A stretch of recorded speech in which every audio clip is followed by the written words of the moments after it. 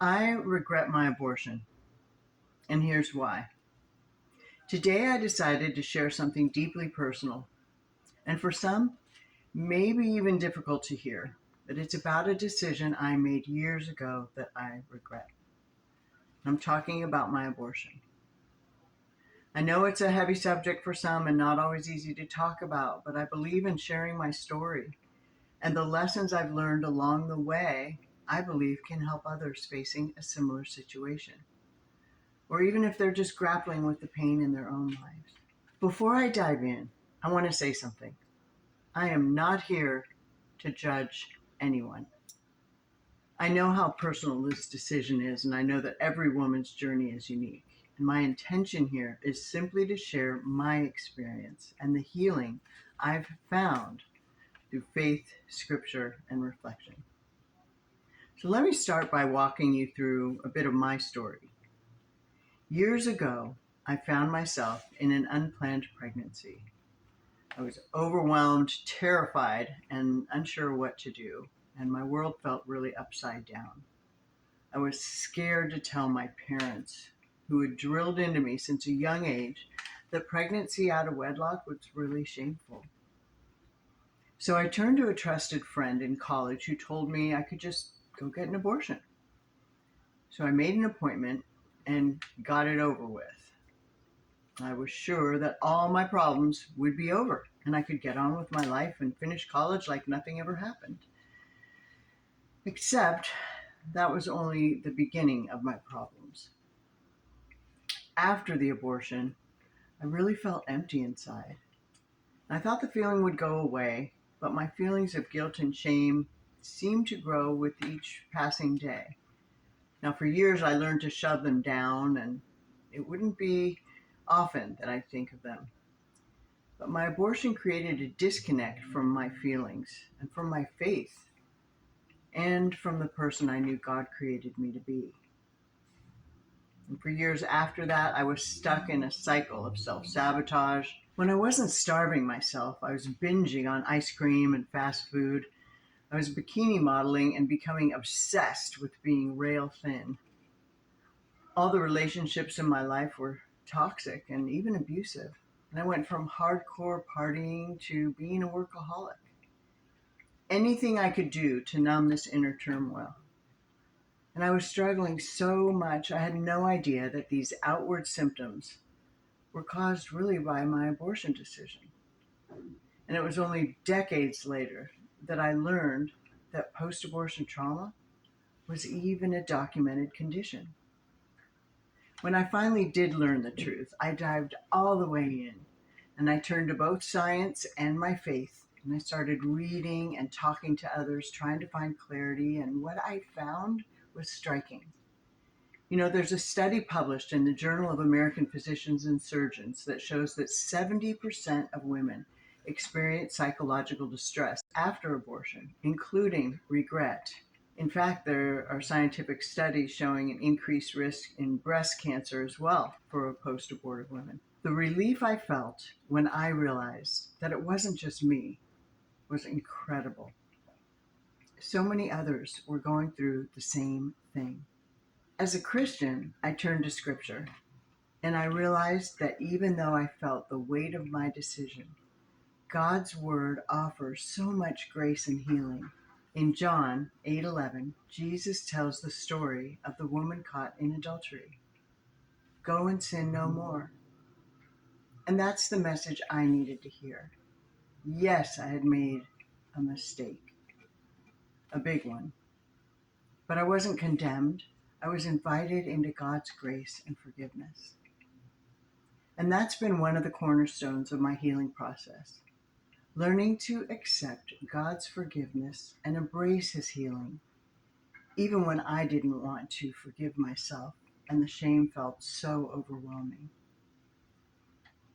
Now, most of us are taught that the emotional toll of abortion is temporary and that eventually it'll fade. And the world tells us it's really not a problem. And that's what I thought too. But here's the thing. The deeper issue wasn't just the physical procedure itself. It was how the decision went against my core values and my identity. And after the abortion, I realized that a part of me had been disconnected.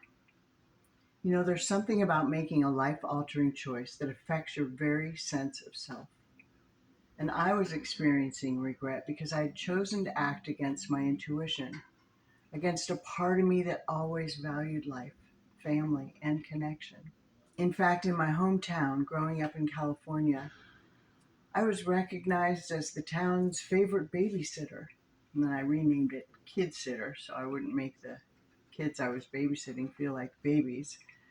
I loved that. That was a big part of my life as a teenager.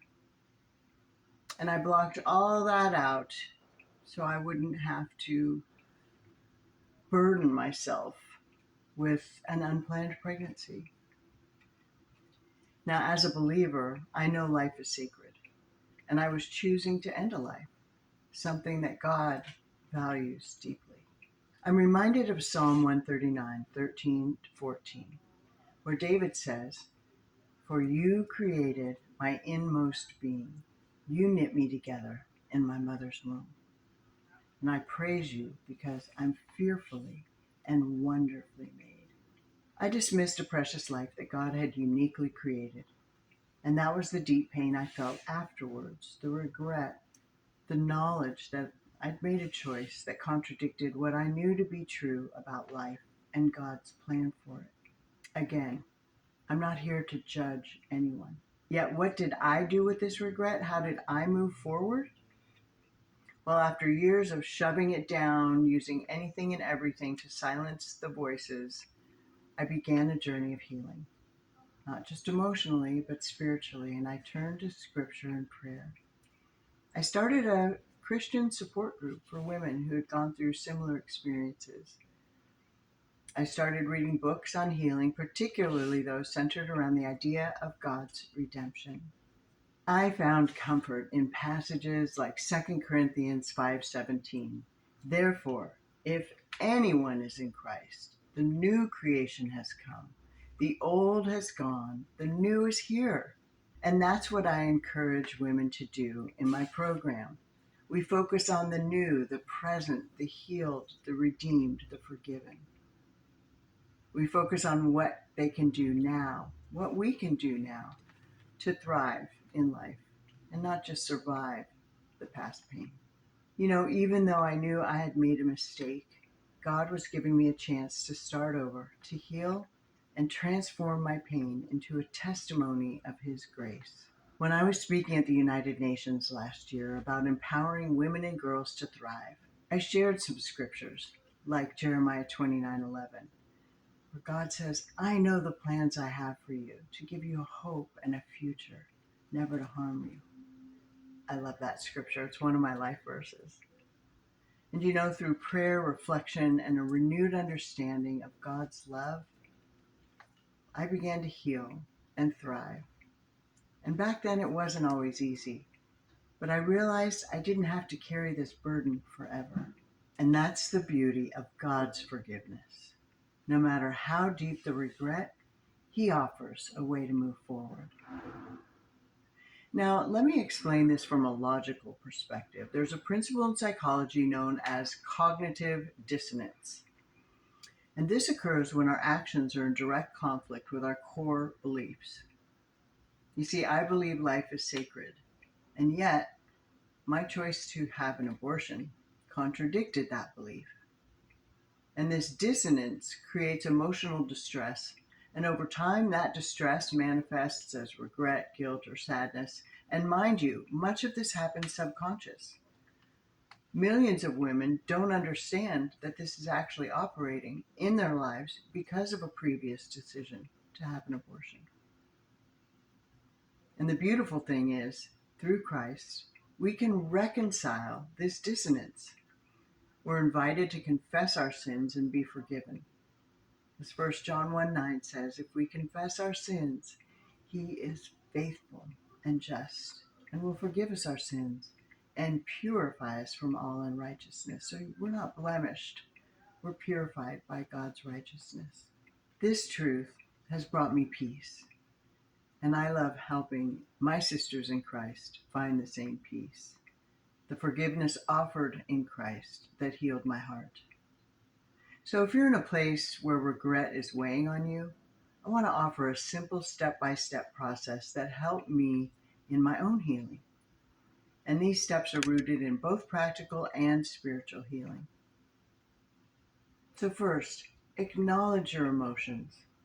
Start by acknowledging how you feel, whether it's regret, guilt, sadness, or even numbness. Because it's okay to feel what you feel. God can help you handle it. Next, pray and seek God's forgiveness. Ask for his forgiveness and pray for his healing. James 5:16 says, "Therefore, confess your sins to each other and pray for each other, so you may be healed." And confession and prayer, I'll tell you, open the door for God's grace to enter your heart. One of my graduate students in Path to Thrive, my online course, shared how one of the resources in the course helped her feel really seen and liberated. If you've ever heard of Dr. Elizabeth Kubler-Ross, you know she's an expert in the field of grief. And regret is grieving your past, or at least what your past could have been. I created a grief model tailored specifically to women who have had an abortion, so you can identify these stages for yourself and begin your path to thrive. If you want access to this PDF for free, click the link in the description, enter your email, and I'll send that directly over to your inbox. Next, seek community. Don't go through this alone. Find a support group or counselor, a friend, ideally someone who shares your faith.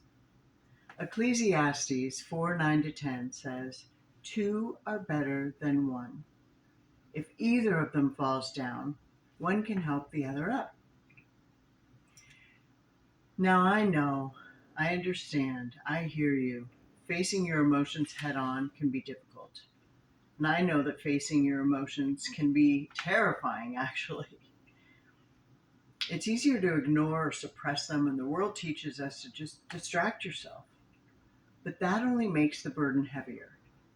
Now, let me ask you, what happens if you don't choose to heal? What if you suppress your emotions and don't seek God's forgiveness? What'll happen in your life? It's like trying to run a race with a heavy weight on your back. I know, I did it for years. We can't move forward that way. We remain stuck. But when we bring our regrets to God, he won't leave us where we are. He lifts us up, redeems us, and gives us the strength to keep going. Ultimately, I regret my abortion, yet I'm not defined by that regret. I'm defined by God's grace, by his forgiveness, and by the hope he offers for a new beginning. If you're struggling with regret, I want to encourage you to turn to God. His grace is bigger than any mistake, and he offers healing to all who seek it. Thank you for listening to my story. If you have questions or want to share your own experience, feel free to leave a comment. I promise I'll do my best to answer. God bless you.